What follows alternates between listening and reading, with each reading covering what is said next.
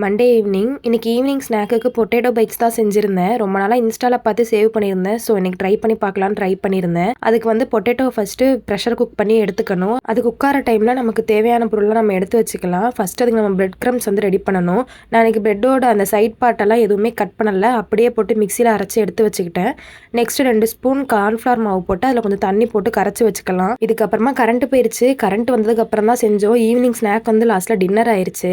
அதுக்கப்புறம் அந்த பொட்டேட்டோவோட மிளகாய் தூள், மல்லித்தூள், பெப்பர் பவுடர், அப்புறம் தேவையான அளவு உப்பு இதெல்லாத்தையும் சேர்த்து நல்லா ஒரு தடவை மிக்ஸ் பண்ணி வச்சுக்கணும்.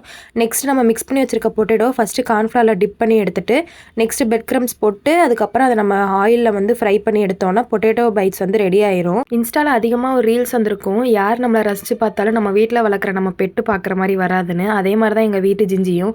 நான் புதுசாக செய்கிறதுல நான் ஆர்வமாக இருக்கேனோ இல்லையோ, அவள் வந்து ஆர்வமாக கிச்சனில் உட்காந்துப்பா. சரி, அவளுக்கும் கொஞ்சம் ட்ரீட்டு கொடுத்துட்டு நாங்களும் பைட்ஸ் சாப்பிட்டுட்டோம்.